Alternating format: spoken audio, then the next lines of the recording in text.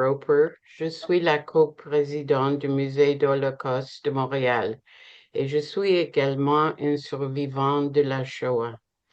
Permettez-moi de vous souhaiter un vrai bienvenue. En votre nom, permettez-moi également de saluer notre conférencier invité, Alex Ryvchin, auteur prolifique et coprésident directeur général du Conseil exécutif de la communauté juive australienne. La discussion sera animée par un fidèle allié du musée, Anthony Housefather, député de Montréal et conseiller spécial du Premier ministre Trudeau sur les questions relatives à la communauté juive et l'antisémitisme. I'd like to welcome everyone in attendance. Our speakers are Alex Ryvchin, a prolific author and co-chief executive officer of the Executive Council of Australian Jewry, and Anthony Housefather, member of Parliament from Mount Royal and the Prime Minister's special advisor on Jewish community issues and anti-Semitism. Let me take this opportunity also to thank tonight's partners, Temple Emanu-El-Beth Sholom and our Vancouver Holocaust Education Center. Tonight's program takes place after a year of heaviness, a month of heaviness, a day of heaviness. I seem not to get through a day without having some mention of Jewish communities around the world, and the importance of anti-Semitism and combating it is feeling more relevant than ever, be that in Montreal or in Sydney, Australia.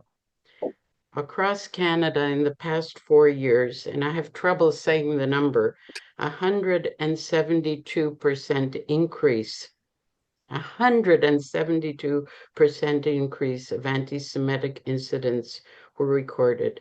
Just last week, one of tonight's partners, my own synagogue, Temple Emanu-El-Beth Sholom, was targeted by anti-Semitic graffiti. Our chief rabbi, Lisa Greshko, called on everyone to check in with their Jewish friends, to educate themselves, to speak up, and to show up. And I thank you, our museum thanks you most heartily for showing up for today and echoing our rabbi's appeal.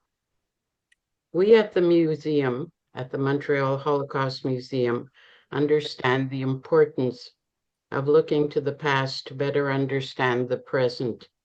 And tonight we're going to talk about Alex's crucially important book, The 7 Deadly Myths, Anti-Semitism from the Time of Christ to Kanye West, an essential work in our toolkit to combat hatred against us.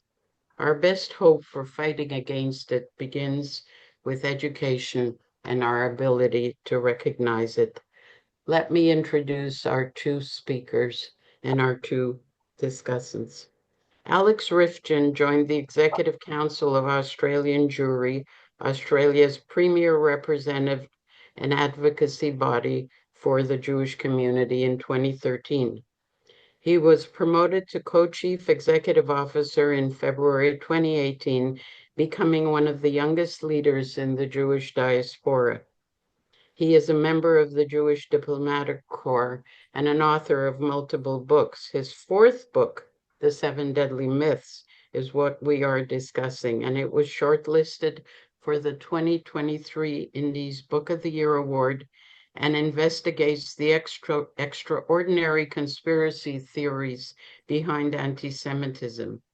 His advocacy and writing has seen him recognized as one of 25 global Jewish visionaries. So we are honored indeed, Alex, to have you with us. You were honored also by the Jerusalem Post and the Sydney, believe the Daily Telegraph. I read a review of your book that I wanted to share with our participants tonight, because anyone who knows me knows I search out these book reviews. And it was written by Isaac Herzog, the president of the State of Israel. Not many people get reviews by the president of our Eretz Israel. With clarity and penetrating insight, Alex Ryvchin unravels the mystery of anti-Semitism. By shifting emphasis from the why of the puzzling and dangerous phenomenon to the how of the mechanics of its transmission, Rifkin points to the possibility of actually confronting and diffusing it. This highly intelligent and well-written book should be on the mandatory reading list of anyone seeking to understand the age-old phenomenon of anti-Semitism, but more so of anyone concerned with the ethical fate of the human race. And to address this really incredible piece of writing, we have my member of parliament and a member of the Canadian House of Commons since 2015, Anthony Housefather. He is currently parliamentary secretary to the president of the Treasury Board and previously served the Minister of Public Services and the Minister of Labor. In July 2024, he was named as Prime Minister's Special Advisor on Jewish community issues and anti-Semitism. Anthony is Vice Chair of the Canada-US Parliamentary Association and Chair of the Canada-Israel Parliamentary Association. He serves on the House Justice and Ethics Committee and recently sponsored a motion that led to the Justice Committee studying anti-Semitism at Canadian universities and beyond. Since 2020, Anthony has co-chaired the Interparliamentary Task Force combating online anti-Semitism together with U.S. Congresswoman Debbie Wasserman Schultz. And he is the North American co-chair of the International Conference of Jewish Parliamentarians, chaired by U.S. Senator Jackie Rosen, a friend of our community, a friend of the Jewish community. Anthony, I hand it over to you and look very much forward to this discussion. Oh, thank you so much, Ray. It's such a pleasure to be introduced by you. You are absolutely an exemplary member of the community and a volunteer par excellence. And it's a pleasure to be joined by my friend Alex Ryvchin, who we met during the Interparliamentary Task Force meetings that Ray just referred to. And Alex actually gave me one of the gifts that I cherish the most. It's a boomerang that I have up on the wall in my Hill office. And one of the things I wanted to start as we get into the book, which is a fabulous book, I read it over the weekend, is the incredible parallels I see between Canada, the US, and Australia. What I have found is that while all three countries, there was a recent Pew study that shows that the rates of anti-Semitism, the number of people that agree with a certain number of anti-Semitic tropes, is actually very low in all three countries. In Canada, it was 9%. In Australia and the United States, it was 10%. So very, very low, three of the lowest in the world. There were only two countries that were lower. I think it was Sweden and the Netherlands. I don't think that there's any three countries whose Jewish residents have been more angered and aggravated over the last 18 months since October 7th of 2023 with the explosion of anti-Semitism. And I think it's because we never thought it would happen in our countries, in Europe, in South America, and other countries with a substantial Jewish presence. There's always been a lot of anti-Semitism, overt and covert. And they always have had political parties that have espoused either anti-Israel or anti-Semitic views. And in Canada, the US, and Australia, whether it's the liberal or conservative parties in Canada, whether it's the Democrats or Republicans in the United States, or whether it's the Liberal or Labour Party in Australia, they've generally been both pro-Israel, relatively pro-Israel, and certainly anti-Semitism. And I think there's been a feeling of abandonment in all three countries over the last 18 months. And Alex, do you want to maybe talk about that to start with and how that sort of leads into your book? Sure. Thank you, Anthony. First of all, I need to say thank you to Kat for inviting me and organizing tonight's event. And I want to thank Rachel for that gracious introduction. It's my first introduction in French, and I'll long cherish it. And I want to thank everyone associated with the museum, the guides, the employees, the curators. You're doing God's work, and it's never been more vital than now. And of course, Anthony, my friend, I want to thank you for a career of public service and devotion to the Jewish community. You advocate so clearly and so effectively, and you have many admirers here in Australia, as well as in your own electorate, no doubt. And I wish you continued success in everything that you do, because we truly need your efforts.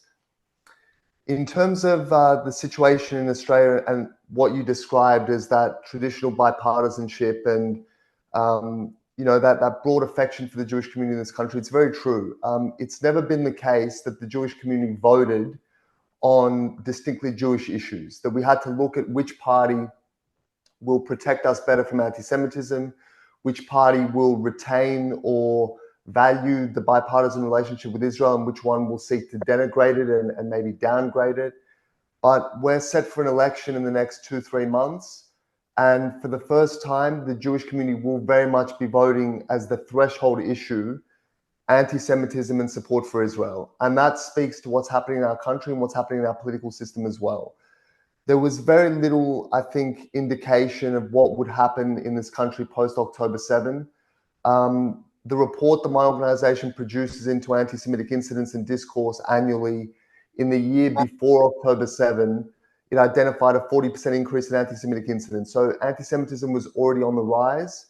During the pandemic, there was an increase in, paranoia and conspiracy theories, and, the invocation of conspiracy theories about Jews as poisoners, or Jews trying to take people's liberties away, or as profiteers from vaccines.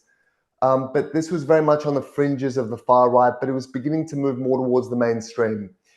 A few years back, when you had the rise of ISIS globally, there were about 200 Australians that traveled from here, Australian citizens, to fight in Iraq and Syria with ISIS. So that spoke to an Islamist component in Australian society. And of course, there's always been a hard left segment of Australian society, which has pushed the BDS movement, which has sought confrontation with Jewish students on campus, cultural institutions, and so forth. So elements were there, but no one in Australia could have predicted what we've experienced, which is, the firebombing of a synagogue, which was virtually incinerated completely. Am I right in saying your prime minister visited the school for that synagogue this week?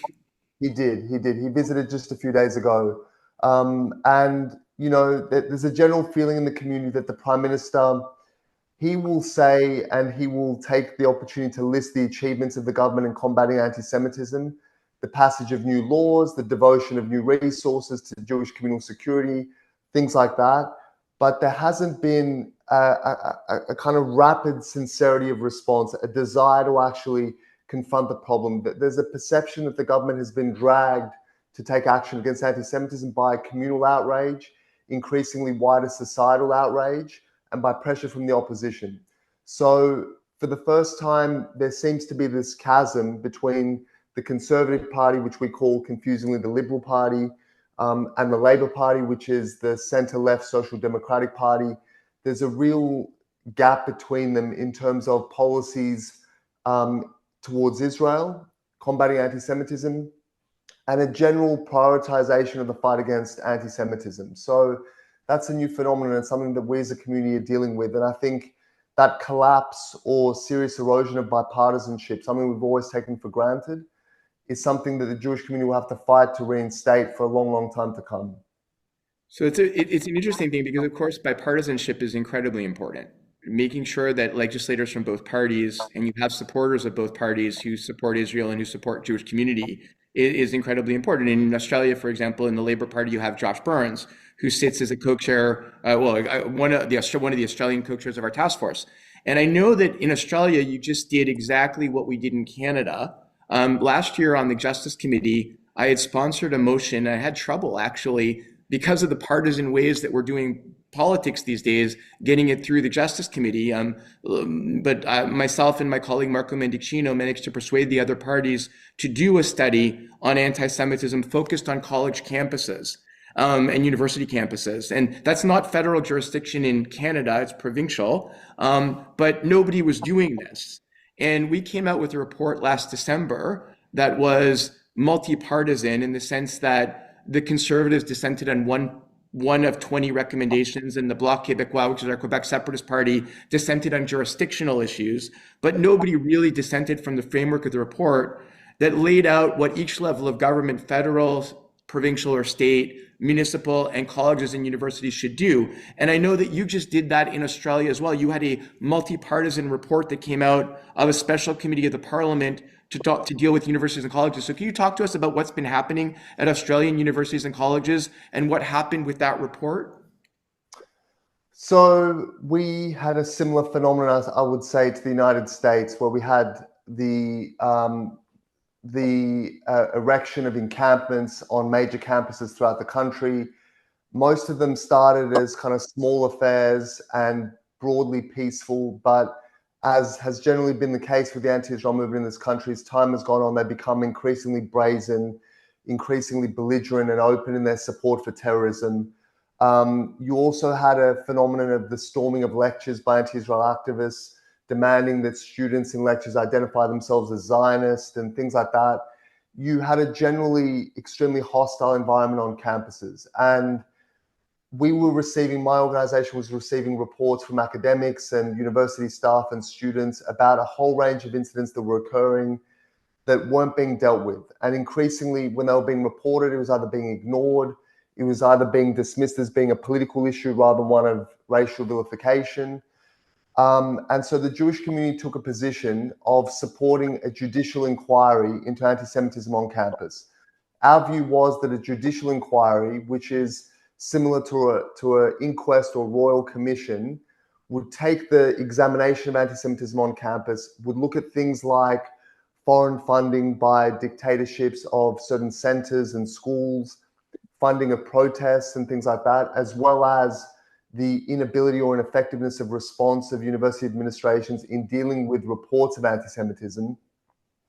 It would take that examination outside the partisanship and often the acrimony of the parliament, give people privilege as well in terms of protecting their identities, and deal with it in that way. This then became a kind of hyper-partisan issue because the opposition wholeheartedly supported the call for a judicial inquiry. The government was extremely reluctant and blocked it. And it was essentially blocked by the Attorney General of the country, who's a Jewish Australian, a barrister by training, and he vehemently opposed the judicial inquiry. Inquiries did take place in terms of Senate committees and so forth, which did to some degree flush out the problem of anti-Semitism. That then compelled certain universities to take action themselves, conduct their own inquiries as to whether they had dealt effectively with the encampments, protected Jewish students and staff, had effective mechanisms for hearing complaints and dealing with them. But the problem has really continued, I would say, unabated. You've got a number of academics who have taken increasingly aggressive, hostile positions towards Zionism in the Jewish community, making statements like Zionists have no right to safety, publicly calling for the end of all Zionists, these are paid academics at public universities. So there's a real problem here. We're commencing now the new semester of the new academic year, and we'll see what happens. We had a breakthrough a couple of days ago when the Association of Australian Universities, representing all the major unis in the country, agreed to adopt a definition of anti-Semitism. Now, Anthony, you and I well know that the definition that we've always been pushing for is the IHRA, the IHRA definition of anti-Semitism, which received bipartisan support in Australia under the previous government. But when we've tried to get it passed or adopted by universities, we have faced at every single turn a concerted, coordinated campaign against it, and pushing of alternate definitions, which excluded any reference to Israel and Zionism, as though anti-Semitism is never expressed through the prism of Israel and Zionism. But this definition, while not being the IHRA definition, it does incorporate key elements of it. It talks about how merely using the word Zionist or Israel does not of itself absolve someone of anti-Semitism. You have to look at the substance, not the form. Calling for Israel's destruction can be anti-Semitic and things. So very strong, elements of IHRA are there. And there's a big outcry at the moment, which we're grappling with. So the university issue, I would say, is kind of symbolic of the wider issue across society, where whether we're talking about cultural institutions, in the media, schools, in certain professions, there is a pitched battle over everything. And the government, which is a center-left government and is vulnerable on its left flank, also holds seats with high Muslim populations. And like what happened in the UK at the last election, there's increasing Muslim political organizing and the running of Muslim independent candidates to kind of disrupt the political system, the two-party system. This is all, and leaving aside ideology and belief, but this is all weighing on the calculations of the government. And in my view, it's led to a kind of, at worst, a paralysis, and at best, a kind of sluggishness of response. But this is the nature of government. I think the opposition is more emotionally connected to the Jewish community, but it's easy to be in opposition and recommend policies. Being in government's obviously harder, as you understand, Anthony, but this is what we're dealing with at the moment.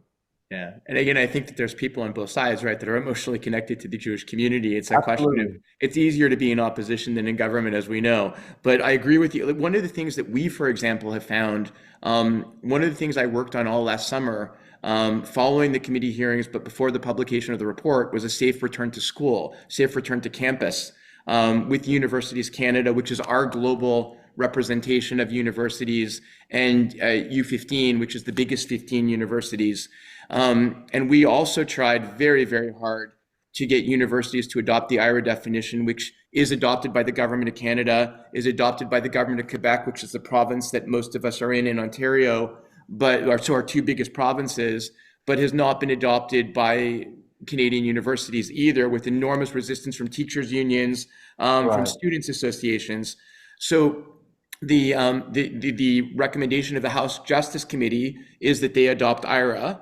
And one thing that Canada has done through the auspices of our special envoy, Deborah Lyons, in Australia, I think it's Gillian Siegel, who you worked with at the Executive Council of Australian Jury, we came out with a handbook that explains to universities, municipalities, nonprofits, corporations, how to implement IHRA and how to use IHRA. And what we're doing next week, and this is what, before we get to your book, last question before we get to the book, next week, one of the things that I've been calling for a very long time is a national summit, a national forum on anti-Semitism.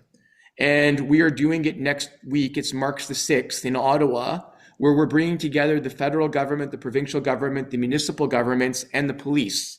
It's under the auspices of the Attorney General and the Minister of Public Safety, because the two biggest issues we've had in Canada, at least, have been police and lack of enforcement of laws, where the municipal police force, who are the police of jurisdiction, are not getting the support of big city mayors, such as in Montreal and Toronto, to enforce the criminal code to the letter, and instead are trying to keep the peace at demonstrations versus actually arresting people and enforcing the law. And people believe somehow the federal government can do that when the federal government hasn't had the authority over the municipal police. And so we needed to get all levels of government to one table. And the other thing is the colleges and universities, which is provincial jurisdiction. So for a long time, our Jewish community has been incredibly frustrated because they don't know who's responsible. They just want somebody to fix the problem, and nobody's showing the leadership to come fix the problem. So finally, we're having that national summit where the federal government is convening everybody to ask everybody to sign a pledge of action within their spheres of jurisdiction. In Australia, I know that you were part of a summit that happened last week that was televised on Sky, I think it was on Sky TV. And can you talk about whether Australia is doing what we're doing, or how the summit there was different? And perhaps what Australia is doing to try to bring the different levels of government together to all take on a problem that is split jurisdiction. Yeah, well, certainly where, everything you've described, Anthony, is so familiar to me. And these are all of the issues that we're dealing with in terms of different jurisdictions, in terms of the university issues, law enforcement, all that stuff is what we're grappling with. And we found some governments and some political parties at local, state, federal level more amenable to action, some stronger rhetorically, others weaker, and so forth and so on. But you're right, we're dealing ultimately with a national problem, and there's got to be some sort of coordinated response that incorporates all tiers of government and law enforcement and so forth. So with that in mind, we held a summit into anti-Semitism just last week, as you mentioned. It's a little bit different to yours in the sense that yours is driven by government ours ought to have been driven by government, or if not government, then public agencies charged with anti-racism and human rights, or human rights organizations. But sadly, they've kind of vacated the space, or they're unconcerned with anti-Semitism for reasons that we can discuss. So this was left to Sky News, the broadcaster themselves. So one of their senior journalists called me a couple of months ago and said, do you want to host this summit with me? And I said, look, I think it's a fine idea, but I have two demands.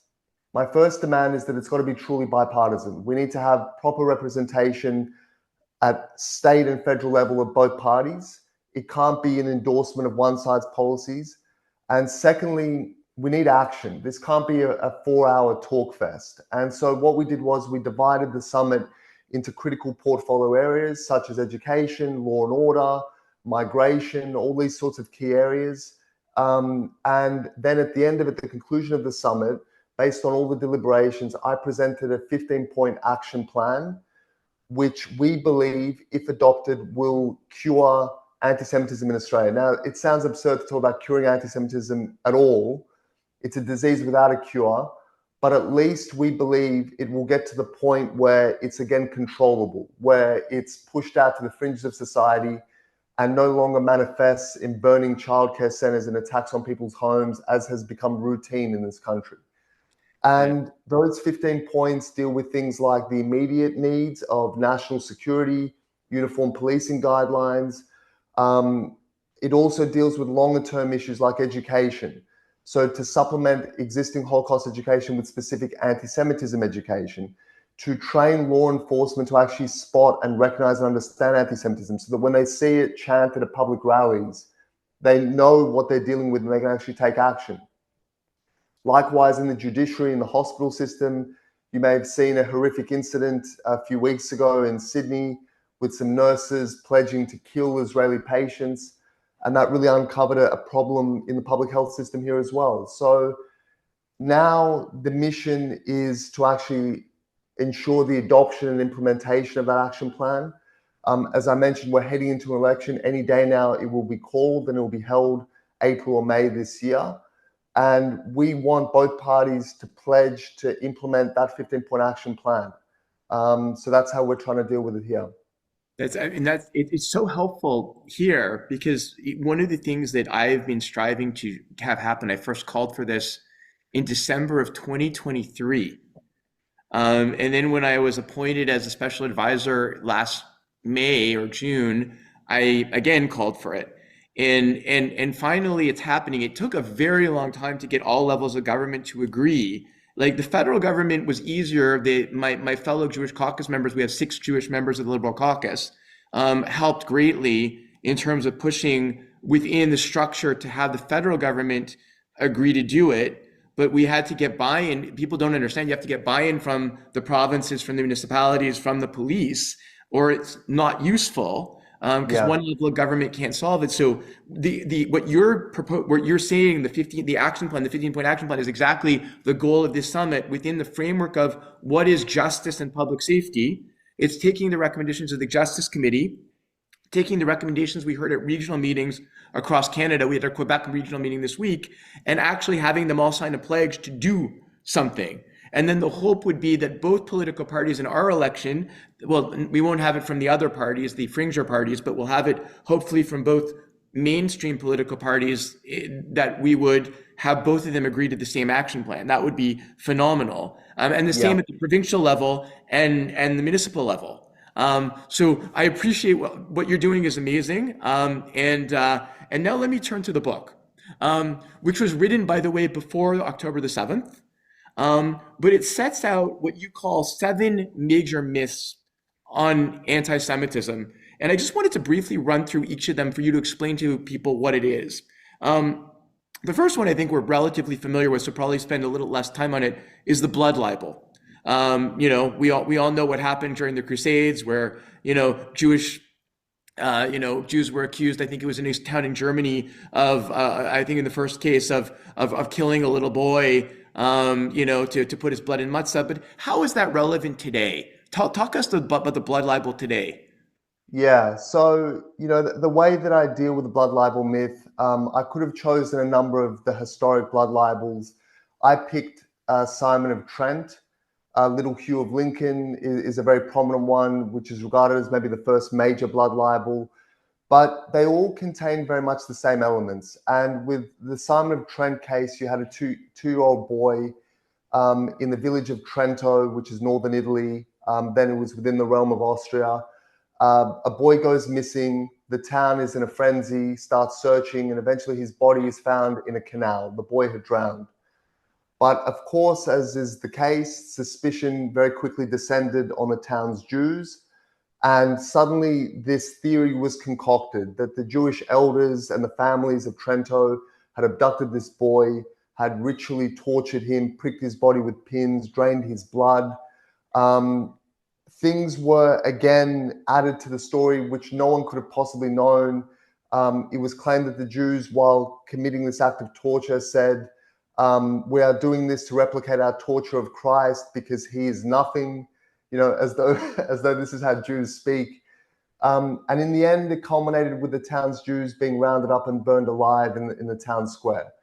And when you dig deeper into the story, again, there's always a protagonist. There is always, in these blood libels, someone who has it in their interest to manipulate the masses into believing this story and acting how they want them to act.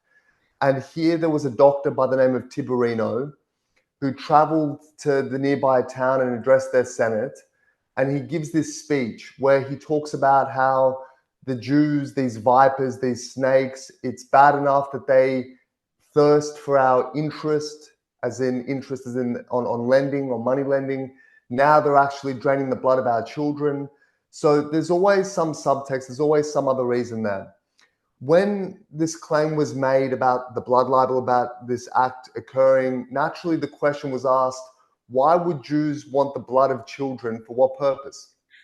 And the range of responses were, as you mentioned, Anthony, to use in the baking of matzah. Another theory was that it reverses male menstruation. Another theory that it's used to mask a Jewish smell, and all patently absurd things. And throughout the chapter, there's excerpts and quotes about people talking about the sheer madness and absurdity of this claim. But it is such a powerful allegation because everywhere throughout the world, children sadly die and go missing. And it appeals to our biological instinct to care and nurture for the child. And so what would happen after Simon of Trent and little Hugh of Lincoln, any time a child would go missing, suspicion would immediately descend on the Jewish community. And even amongst the reasonable enlightened, there's a quote from Charles Lamb, who's a British essayist and writer, and he says, I know it's absurd, the blood libel, but after reading about little Hugh of Lincoln, I can't bring myself to set foot in one of their synagogues. So it ends up functioning as this kind of spook story about the Jews stealing your children and so forth. And it no longer is expressed, explicitly as Jews abducting and torturing children, but this notion of the Jew as bloodthirsty, of the Jew as being vengeful, and particularly taking out that vengeance on children, non-Jewish children, it's pervasive. And we see it now in the way that Israel is spoken about. We see posters in my hometown about Israel kills children. That claim in that way is made of no other country in war. Why is it made of the Jewish community? Because it plays on that stereotype. It plays on that belief of the Jews as being killers of children. And in a more explicit form, I talk about how in 2019, you had the fatal shooting at a Chabad house in San Diego by a young 19-year-old man. John T. Ernest was his name. And in the manifesto he uploaded, he said he carried out that killing to avenge Simon of Trent. So in some anti-Semitic circles, they actually take it very explicitly. But in the mainstream, it's retained as being this belief in Jewish bloodthirstiness and killing of children, which is extremely powerful. Yeah, it's really interesting because, as we know, the biggest issues or incidents that we had in North America up until 2023 came from individuals on the far right, usually, who would, the shooter, for example, at the Tree of Life Synagogue in Pittsburgh, which was the worst shooting incident that we've ever had in a Jewish synagogue in North America. the one we had in Poway, in Colleyville, Texas. We ended up having people that were inspired by things they read on the right, tropes on the right. Now we're having tropes on the left related to Zionism, and using Zionist as a euphemism for Jew. Can you sort of talk about the trope of Zionism, the trope that, for example, that Zionism is an evil apartheid type regime, and cruel, and I mean, that is clearly right now, I think, for Jews, the biggest thing that we are seeing, through, people who would die if you said they were anti-Semitic. They would refuse to the teeth to believe that they're anti-Semitic, yet they say all Zionists are evil and Zionists should have no place in our groups. Can you sort of talk about that? So in the same way that the notion of what is a Jew has been distorted wholly, there's the real flesh and blood Jew, you and me, Anthony, and many of our people watching now, in our good and our bad and our faults and our complexity. But then there's the mythical Jew, the Jew that is straddled with all the myths that I talk about in the book as being greedy and arrogant and all-powerful and all-controlling and sinister and all these things. And the Zionist is treated in the exact same way. So you have the Zionist, which is a Jew that believes in Jewish peoplehood and the right to self-determination and the right to a homeland, which is a completely ordinary national concept, a national movement. And then you have the Zionist as it's conceived by the enemy of the Zionist, which is basically the same way that the Jew has been constructed. Bloodthirsty, all-powerful, all-controlling, all these things. And in order to have something to attack, in order to have something to slay, they create this beast. And, it's frequently referred to as a straw man argument. You build something up to make it easy to knock down.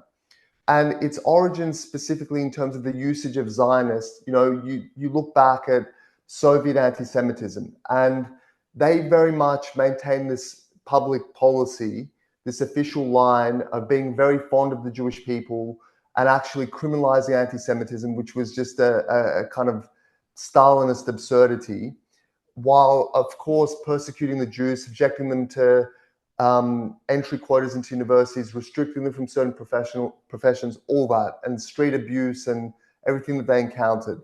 Marking their identity on documents. What's that? Marking they were Jewish on documents. Exactly. The Jews of the Soviet Union was known as the invalids of the fifth paragraph, because the fifth paragraph of identity papers said nationality and always said Jew, regardless of how many generations, a person had lived in those lands.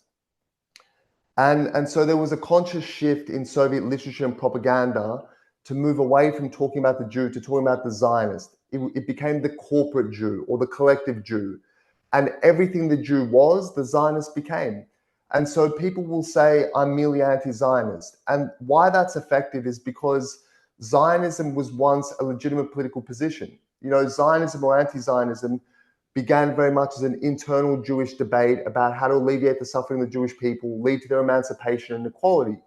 And some called for a national home and others called for greater integration and assimilation. They were the anti-Zionists. So that was then a legitimate point of view. Now there's nothing legitimate about it, but people will still identify as anti-Zionist and claim it's a normal position. But actually what they're doing is expressing a hatred for the Jewish people and mythologizing the Jewish people and completely distorting what Jews are and what Jews believe. Completely agree with you. It's why this year, when I had the chance to speak on a resolution in the House of Commons, I made a speech saying I was a Canadian, I was a Jew, and I was a Zionist, because I thought it was very important for people to understand that over 90% of Jews are Zionists, and all that Zionist means is that we believe that Jews have a right to a homeland in their indigenous homeland of Israel, and it baffles my mind. When you have people that are able to make this intellectual leap of distinction between Jew and Zionist when they're all thrown together in pretty much everything. So coming to another myth that you had talked about, which really also references Israel, it's the dual loyalty myth. And I remember a few years ago, I had this left wing, very far left wing gentleman in Canada who's has come out with many anti-Semitic things. Dimitri Lascaris, that accused myself and another Jewish legislator of being more loyal to Israel than to Canada. And normally I ignore these things, but I felt very much compelled to respond to that one, as my family has been in Canada for many, many generations, fought for Canada in both world wars, and we've never actually held Israeli citizenship or lived in Israel. And it was one where, like, I was pleased that the leaders of every Canadian political party, from the prime minister to the leader of the opposition, all jumped in to criticize Lascaris. But that doesn't mean that I don't see the dual loyalty trope out there in Canada, in Australia, in the United States, and around the world almost every single day. So could you talk to us about what does the dual loyalty trope achieve?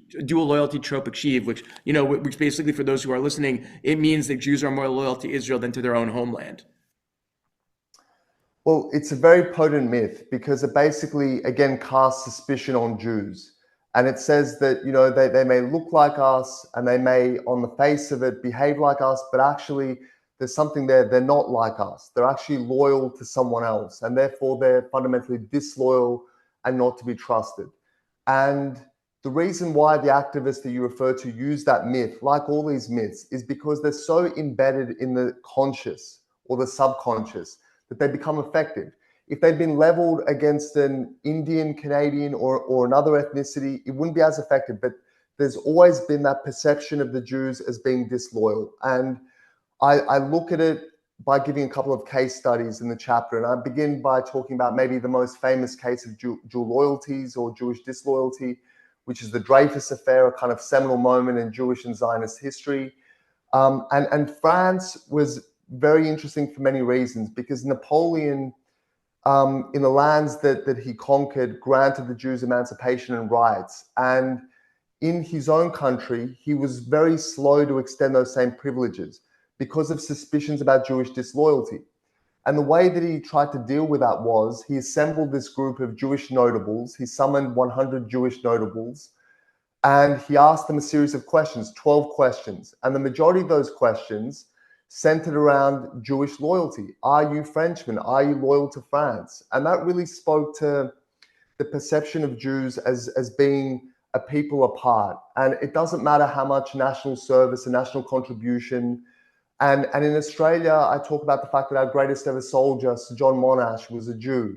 The first Governor General born in Australia, Sir Isaac Isaacs, is a Jew. But the fact that I need to do that I need to prove that, it speaks to that perception of disloyalty. And it's very potent and it's out there. And like a lot of these myths, they were always there on the fringes and maybe the kind of realm of far-right conspiracy theorists. But now we're just seeing it so often by the anti-Israel left and even by self-styled progressives question the loyalty of Jewish people. And again, you have anti-Israel activists in my country and yours trashing Australia and Canada as being colonial and fundamentally racist, and calling for it to be burned to the ground and rebuilt. And no one questions their loyalty. They're still fundamentally viewed as good citizens of their countries. But with the Jews, it's a different proposition. Yeah. Although I think a lot of people question people who are saying the country should be burned to the ground, but I get what you're saying. It's a very frustrating thing where, both in Canada and in Australia, we've been there since the very beginning. I mean, I know in Australia, Jews came down with the first convicts. In Canada, Jews have been here long before this country existed. They've been in Montreal since 1760. The Spanish and Portuguese synagogue in my riding was founded in 1768. And it's just, there's almost nothing we can do to prove to these people that we're loyal citizens. Let me come to another, which I think is probably the most ridiculous, the most dangerous myth. Because one of the things, and maybe you can also talk about this, it's the myth that Jews control the world. And if Jews control the world, we do a terrible job of it because we make ourselves hated in a world that we control.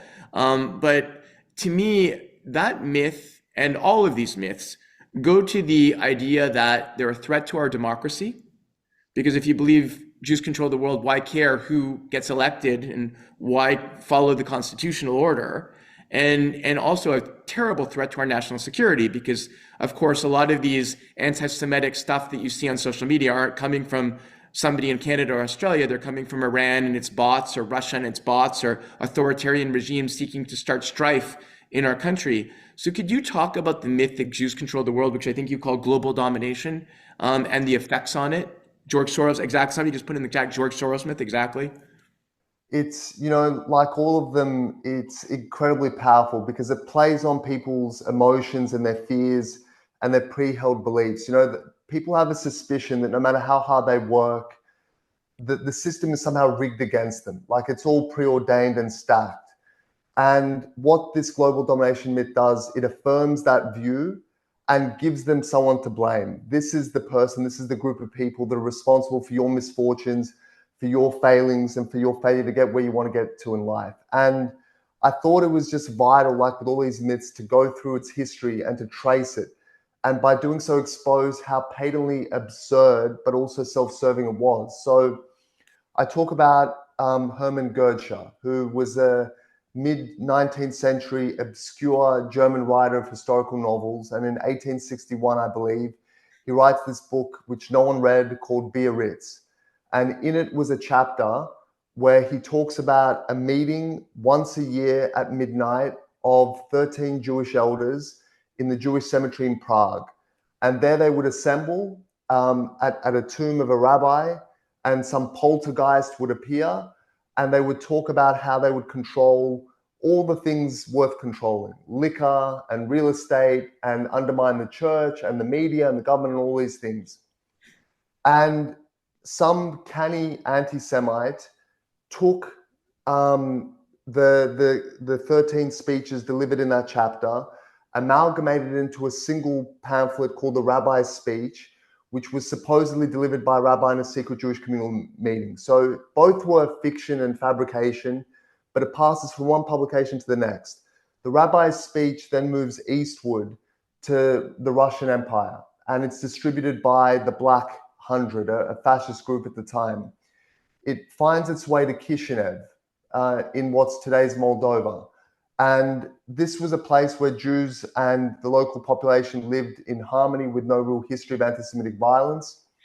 In comes a fellow by the name of Pavel Khrushchevan, who was a committed anti-Semite.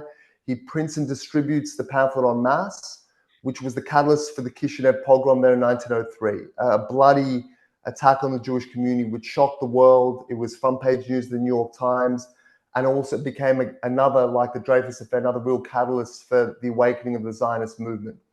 Khrushchevan then moves to St. Petersburg, where he edits the main newspaper there, and he uses his position there. He's now moved from the provinces to the heart of Russian power, and he publishes the Protocols of the Elders of Zion for the first time. So this text, which was basically a distortion, a development of the previous text, was then distributed to all the soldiers in the White Army during the Russian Civil War. A British war correspondent notes that it's absolutely everywhere, and that all the forces fighting blame all of the country's troubles on the Hebrew. They believe that some cataclysm of German Jewish intrigue has brought this misery upon the Russian people. And of course, this was all distributed by Russian fascists, essentially, loyalists to the Tsar, keen to redirect the rage of the peasants and the soldiers who were dying in their millions for no reason, away from the ruling class to the familiar enemy of the Jew. The text then goes back the other way. It makes its way to Germany, where Hitler stumbles upon it. And he says that once this text is known to a people, the Jewish menace can be regarded as already vanquished. Under the Nazis, it becomes standard reading in German schools and universities. And Norman Cohn, who writes about it very vividly, calls it the warrant for genocide. He talks about how it animated the middle class, how even bright German students who could one minute be sitting in a university class and debating issues seriously, and suddenly when the protocols is discussed, they were frothing and they were furious beyond words, and all of their fury and anger and viciousness was directed towards the Jew. So that's how it kind of went. And then you had Henry Ford doing his part with the International Jew, distributing it, leaving it deliberately uncopyrighted so it could be spread cheaply and effectively throughout the world. And so it becomes embedded. And now, whether it's Kanye West, who talks about Jews controlling the music industry, Jews controlling Hollywood, or whether we hear it now in the contemporary discussion about Zionists taking control of our government. And again, this used to be just the neo-Nazis talking about Zog, the Zionist-occupied government. But now it's so prevalent, this view that both major parties have fallen to Jewish Zionist influence, that the media is controlled by the Zionists, all of these things. And again, it doesn't stand up to any sort of rational scrutiny, and it plays on prejudices and fears. And it basically says that whenever you have two or more Jews on a company board or anywhere, they're necessarily conspiring for some distinct Jewish purpose. Now, you and I know, Anthony, that you get two Jews together, they're probably not going to like each other very much. They're going to quarrel about everything. They're driven by their own self-interest. Build two But it doesn't synagogues. matter. Yeah, that's right. But it doesn't matter because it plays to what people want to believe, that someone is controlling things behind the scenes, behind the curtain. 100%.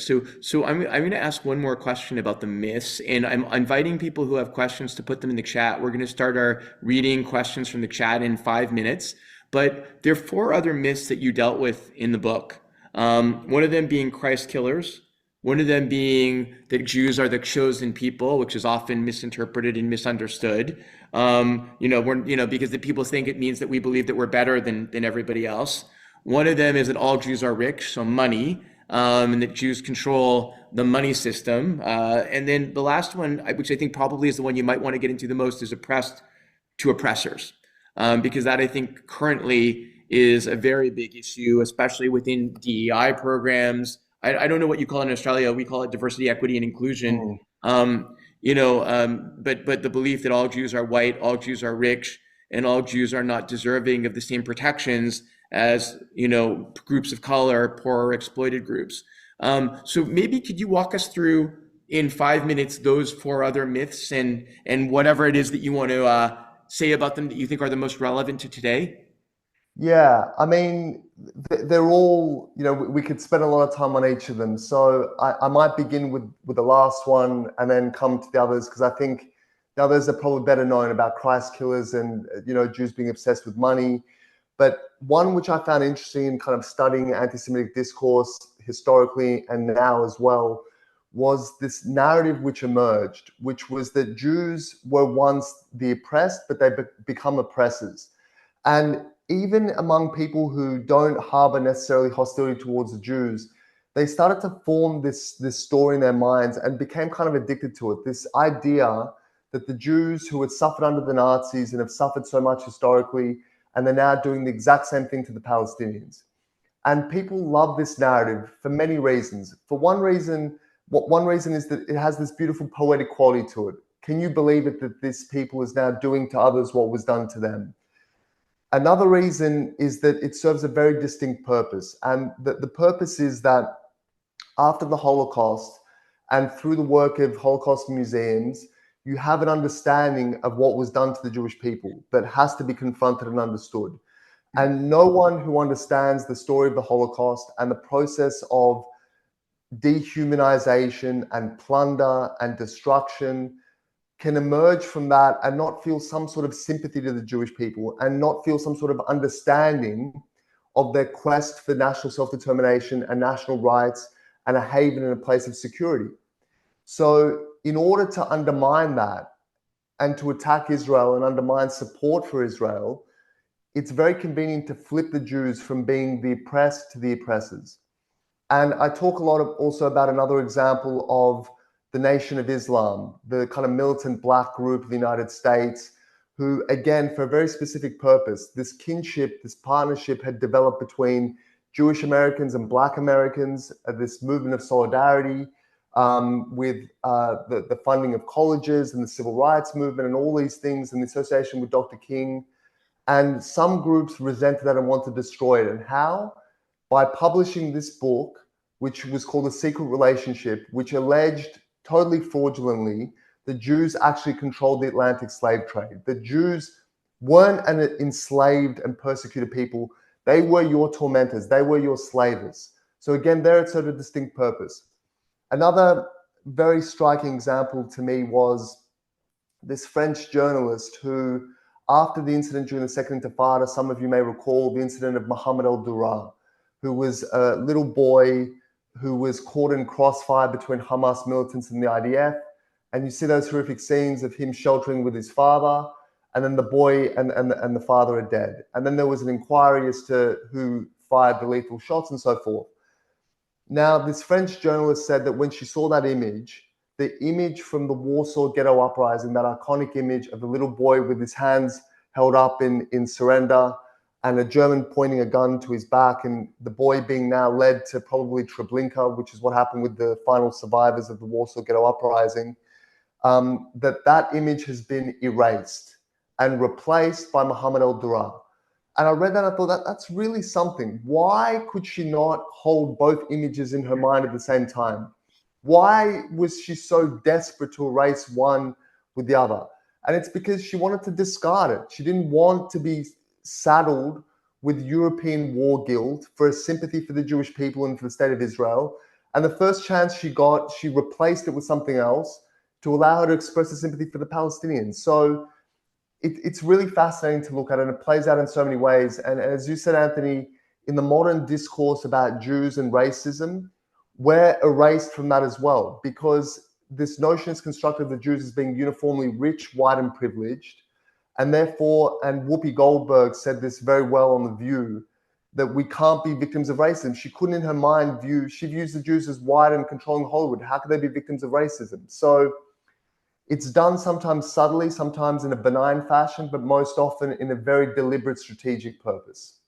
100%. So let me go to some of the questions that we've gotten. And again, I invite anybody who has questions to put them in the chat.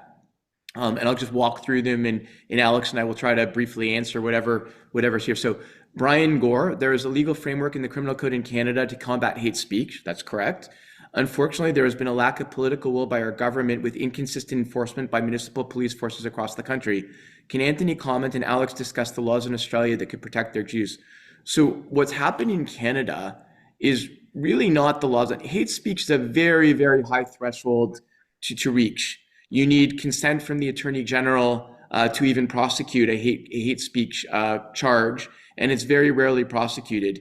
One of the things that the Justice Committee recommended was that we have specialized prosecutors for hate crimes, not just hate speech, but hate crimes that are specially trained in hate crimes, and that police also get special training, not only for hate crimes units, but to have proper training on hate crimes. So we have big police forces like Toronto and Montreal that have hate crimes units. Most of our police forces in the country do not have hate crimes units. And so those are two issues. But the main issue in Canada has not been the hate speech provisions, which again rise to a very high threshold. They're the fact that there are many infractions, such as intimidation, such as trespassing, that are not being prosecuted when people, for example, are demonstrating outside of synagogues or community buildings, or in front of Jewish stores. And so it's less that they're yelling hateful chants, which sometimes cross the line and most of the time don't, versus the fact that they are violating many other laws and police aren't enforcing it. And that's because municipal governments have not been pushing, which is one of the reasons we're doing this conference next week, which brings together police. Now it brings together all police. It brings together the security services, so our intelligence services. It brings together the federal police, the RCMP, the provincial police forces, and the municipal police forces that are the police of jurisdiction at most of these rallies to try to get common understanding and an agreement. Because again, you have a weird thing in Canada where writing the criminal code is federal, enforcing the criminal code is provincial, and the police and responsible are municipal. So that's sort of my answer on Canada. Alex, could you perhaps now answer about Australia? Sure. I don't know where my video just went to. Let me just react. There you go. You're back. I'm back. So in Australia, there's a kind of patchwork of laws, and there's been immense community frustration and wider societal frustration that the laws aren't fit for purpose because things are happening and they seem to fall between laws and there's no police action. So there were a few very significant incidents. So in the immediate aftermath of October 7, there was a cleric who stood on the streets of Western Sydney and spoke about October 7 as being a day of joy, a day of pride, and a mob responded with Allah Akbar. The next day, you would have seen, this went around the world, scenes at the Sydney Opera House, a mob gathered and were chanting Kaiba Kaiba, burning Israeli flags, chanting F the Jews, where's the Jews? And nothing could be done. No charges were laid, no arrests were made. And if we look at what's happened in Australia subsequent to that, the progression from that to burning childcare centres, homes and synagogues, most Australians would agree that it was spawned by that sort of incitement that occurred on our streets. But the laws around incitement to violence, again, like you said, Anthony, the threshold is extremely high, because it's not just about proving hateful words, it's proving that those words are linked to conduct which is likely to occur. And it's very difficult to establish that. We also have a civil law, which is around racial vilification. It basically operates like a kind of collective defamation law. If you defame a group, and it makes it a civil offence, unlawful to offend, insult, intimidate, or humiliate someone on the basis of their race or ethnicity. And it's a law that my organisation has used in the past to pursue Holocaust deniers, but it's a law that's also been subject to abuse and, being used to target journalists for writing unpopular things. And there have been calls to reform the law to meet community standards to be able to arrest people who are inciting violence. But once you get to the guts of kind of writing the laws, suddenly it becomes too broad for people's liking, or too restrictive, or the exemptions make the law ineffective. Or there's an attempt by some legislators to bring in other groups, rather than passing a law that protects the Jewish community alone, which would be a kind of hard sell given there was such a small community here. It then starts to list other groups like hate speech based on on gender or sexuality and things like that. And suddenly political conservatives who generally support us in these endeavors feel like their hands might be tied in discussing some of the issues they want to discuss. So it's really problematic. And one of the problems has been a lack of will, I think, on the part of the police to actually test existing laws. We have laws which make it a criminal offence to support terrorist organisations. You have people on our streets on a regular basis holding aloft portraits of Nasrallah and Sinwar with no prosecution, because they feel it doesn't meet the threshold of support. It's not a material support, it's more of an ideological support. So this is where we are. So similar here, I think it's actually, having read the press very closely in both countries, it actually seems to be worse in Australia than it is in Canada. But it was bad in Canada, quite bad a while back, and then it sort of hasn't gotten to the level. Australia has been simmering up and up and up. But one of the things that we are faced with, the Justice Committee recommended, which I think also in Australia has been a recommendation, is we need to amend our criminal code to go further. We need to make it illegal to glorify terrorism, and we need to make it illegal to hold terrorist symbols. And I think those changes, as well as what we're also looking at, is bubble legislation, where we would create an intimidation offense to block access to or exit from community buildings. So whether schools, places of worship of any denomination, or community centers, and provincial governments and municipal governments could even go further if they wanted, using their zoning bylaws to say you can't protest within 100 meters of a community building. These are all things that are going to be on our agenda for next week. And I think they're probably similar in both countries as to what we need to do to reform the criminal law a little bit to make it clearer for police, that they need to act. Let me look at my next question in the chat. Okay, sorry. Is it not possible to follow the money funding the multiple anti-Semitic activities on campuses, including funding of chairs, clubs, protests, etc.? I can say that in Canada, this is certainly something that I just actually discussed it yesterday again with the Minister of Public Safety. This is something that our security forces are looking into, particularly around the funding of encampments, where the money came from and tracing it back. They can't talk publicly about it, right? But it is something we're looking at, and I assume in Australia you're looking at that as well. We're trying to start that discussion, and one of the things that came out of our anti-Semitism summit last week, and one of the 15 action points, was to deal with the foreign funding of student protests, of encampments, but also a more kind of insidious and long-term issue of the funding of centers of education and study in universities by foreign dictatorships. They don't do this out of benevolence, they do it in their own national interest, often at the expense of our own. And another concern that we have is that a lot of the social media discourse is manipulated, distorted by foreign dictatorships. Again, They're not doing it to participate in the organic discussion of ideas. They're doing it to flood social media content with disinformation, to sow discord and disharmony in the societies that they're trying to target. And so, again, once you get to the point of legislation, things become prickly and there's a question about free speech. But we're recommending algorithms legislation that would basically target foreign dictatorships and their ability to influence the social media discussions that take place in Australia. It's a challenging area, particularly I think around the United States with the First Amendment. It's difficult, but certainly that's something that we've been calling for: greater scrutiny of foreign intervention, foreign funding, and foreign manipulation. Agreed. Next one, far-right AfD has become a powerful opposition force in Germany. They won 20% of the vote in this weekend's election. Which democratic countries would be watching? What I would say is my bigger fear than the far-right parties that they have in Europe, like in France, the National Front, and in UK, you obviously have to watch Nigel Farage's Reform Party that looks like they're ahead in the polls.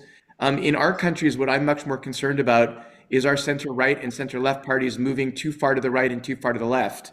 I think we all need, as Jews and as all citizens, parties in the center that are pragmatic and try to work together within a certain spectrum. And I'm worried that, you know, parties are moving populistly right and left versus to the center. I don't know, Alex, what your thoughts are on that.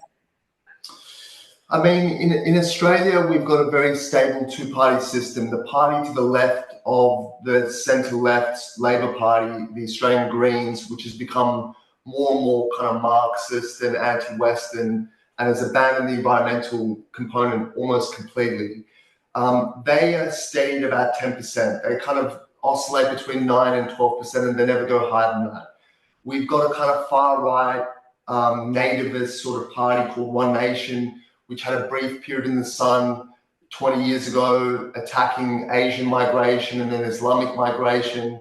But again, they're 5 to 8% in the polls. So it's still the two major parties. So the battle for us is, as you say, Anthony, maintaining a middle ground and a consensus around key issues of social cohesion and multiculturalism and immigration, and of course, the treatment of anti-Semitism in the relationship with Israel. That's our battle. But you know, you look at the forces at play in Europe, and it poses a challenge for the Jewish communities there. You know, speaking to the Jewish community in Hungary, and you've got the government of Orban there, and his rhetoric, some of which I actually quote in the book, is really what we would call kind of anti-Semitic, veiled anti-Semitic references to globalists and this sort of thing. At the same time, he maintains a very warm relationship with Israel. Right. So it puts the Jewish community in a bind. We're obviously very wary of the rise of far-right populist movements that look for an enemy in their midst to blame for society's problems. That never ends well for us. Yeah. At the same time, with us now having a Jewish state in the homeland, the dynamic is fundamentally different. Europe was already emptied out of Jews for the most part. But I think we need to be wary, as you say, Anthony, of extremist politics left and right. We never profit from that. We never win from that. Yeah. And I think we need to be wary, particularly of far-right movements that court the Jewish community and play to our fears about Islamic migration and those things. And I think we need to be true to our ideals and who we are and maintain that middle ground and bipartisanship. So I agree with you so much on that. I was sort of, I guess, pointing out in Canada, we used to have a three-party consensus on these issues where, you know, you had the Conservatives, the Liberals, and the NDP, which is our left-wing party, sort of like your Green. We have a Green party, but the NDP is our big third party, and we've lost the NDP completely. The few Jewish progressive voices in that party are leaving the party. Like the Selena Robinson, who was a cabinet minister, left the party in British Columbia, and I see that when I first got elected 10 years ago, we would always have a New Democrat, a Conservative, and a Liberal on our committees. And now we only have one New Democrat left, and he's not running again. And I feel that while our two mainstream parties are still okay, I'm really worried about, you know, that dynamic. And I think Canadians should, because we need strong voices in each party. We're going to be a terrible loss if we only have voices in one party. And like you said, we can't lose our ideals. We have to, like, Jews should not be hostage to voting for one party ever. That would be the worst thing that we ever would have, which is why we need Jewish voices and good candidates in both parties, or all three parties if we have that. One last question that I'm going to ask Alex, and then we're going to go back to Ray to thank you. There's some really great comments, by the way, but this one I think is important. How do you get non-Jews to start fighting anti-Semitism? We're 1 point whatever percent of the population in Canada. You're less than that in Australia. I think you're 0.5% of the population. I think you're 117,000 or 120,000. Yeah. How do we get non-Jews to step up? It's a tough slog. It really is. And, we've been crying out throughout this whole process for 16 months for people to stand up, for there to be a national movement of the good and decent to stand with the Jewish community against anti-Semitism. And in our advocacy, we try to make the case about that we are Australians. We've been here from the beginning, and that an attack on us is not an attack on some peculiar foreign sect. It's an attack on Australians.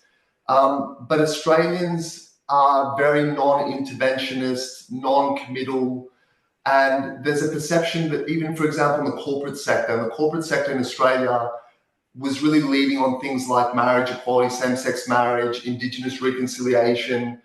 They're happy to take these positions if it accords with their principles. But on anti-Semitism, it's too complicated, it's too topical, it's too political. There's a counter movement. Even within the Jewish community, if they take a position on anti-Semitism, they're going to get a letter from a small far-left anti-Zionist group saying, you're conflating anti-Zionist, all this business. So it's easy for them to do nothing. But a few incidents that have occurred in Australia in the last few months have, I think, really shaken the country. And even though anti-Semitism and Israel, what's happening here, has really been front page news in the media, mainstream media, every single day for 16 months, the things that really transformed the discussion were when you had a childcare centre being burned, when you had a synagogue being burned. And I think the attack on my former home as well kind of shook people. I think it showed that this is here and it's affecting Jews and non-Jews alike. And also I mentioned the nurses incident. There was that footage of two nurses in a hospital in Western Sydney talking about killing Israelis. And that's the sort of thing that just absolutely appalls the average Australian. And every Australian, like Canadians, assumes without even thinking about it, that when you present in a hospital, you will receive the best treatment possible, regardless of your race or religion or sexuality or gender status, whatever. And that incident shook all that up completely. It shocked the country. So these are the things that I think are leading to a change. And I can even track from a personal level what began as a trickle of messages of support post-October 7. I now receive dozens of messages every single day. Some days it's hundreds of messages, depending on what's in the news, from ordinary Australians saying, we're with you, we support you, what can we do? And that next part is kind of tricky about what can people do? What message do you transmit to them about how to support us? But I think the fact that more and more people are now awake to the fact that anti-Semitism is engulfing our countries, not merely our communities, I think that's a positive change. I think so too. And I'll close with as Chelsea just put something in the chat, saying that when she sees somebody who is spreading misinformation or disinformation in this issue, she reaches out to them to tell them, to speak out. And I think that that's what we need from the non-Jewish community, whether the business community, whether the arts community, is to speak out when you see discrimination or anti-Semitism in your midst. And we have it, I see in the chat, we have it in academia, we have it in the labor movements, we have it in a widespread basis in the arts. But we need non-Jews education. Georgette, you're right. So I'm going to turn it back to Ray, but before I do, Ray, thank you so much, Alex. It's such a pleasure welcoming you in Canada. We look forward to hosting you in person at some point soon, and good luck with everything you do. Thank you so much, Anthony, and thank you for that wonderful discussion. And again, we admire everything that you do for the people of Canada, but also for the Jewish community. It requires strength and fortitude. I know well, and you know it comes at a cost, but I commend you for everything you're doing, really. So much appreciated. And likewise, I mean, the danger that you faced with I know it was your former house, but I don't know if everybody on the call knows that what happened, but Alex's former house, which they thought he lived in, it was essentially firebombed, was it not? Yeah, so the cars that were parked in the driveway in front were torched and it led to a huge inferno. Red paint was daubed on the walls, and then F the Jews and F Israel on the cars as well. So yeah, it was a thoroughly unpleasant thing. It's one of those things that when you're Jewish, right? Like I never in my life thought going into public life. I first got elected in my early 20s. I never experienced anti-Semitism at all as a public official until the last couple of years. And then the number of threats, the number of of police protection required, like it's absurd. Yeah. So I think all of our hearts from Canada, when we saw that incident, were with you and your family, and the Australian Jewish community. And again, thank you for all you do. Ray, back over to you. Thank you. Oh, Alex and Anthony, first of all, thank you for your heroism, for your articulate presentation. I can't wait to read your book, Alex, and then to write to you because I didn't get to ask my 29 questions. And I'm urging everyone online to get a hold of the book. We didn't get to BDS. We didn't get to a whole lot of other things. One of my greatest worries and fears is that the International Court of Justice will actually rule on us as a genocidal people and the extent to which that will impact what life holds for those of us who care. Uh, More than ever, our museum is important for the, who was it, Georgette Ben-Simon, who said education, education, education. I agree with her completely. I want to thank the Vancouver Holocaust Education Center and Temple Emanu-El for partnering with us. We've barely touched on the subject. I think Alex and Anthony, we have to do it as a series and at least have another session. We much still to discuss. I hope it touched a responsive chord in people. Please be in touch with us at the museum. Thank you again, Alex. I look forward to hearing from you and seeing you again. Anthony, you've got quite a road ahead of you. Good luck. And thank you for being here tonight. It's heartily appreciated. Kat, thank you for organizing it. And please, please, all of you be in touch with our museum. We're doing the best we can to make it clear. We have a wonderful, wonderful staff that is trying very hard to get your message out there. So thank you and good night. Bonsoir tout le monde. Thank you so much, Rachel. Thank you everyone for tuning in. I appreciate it. Thank you.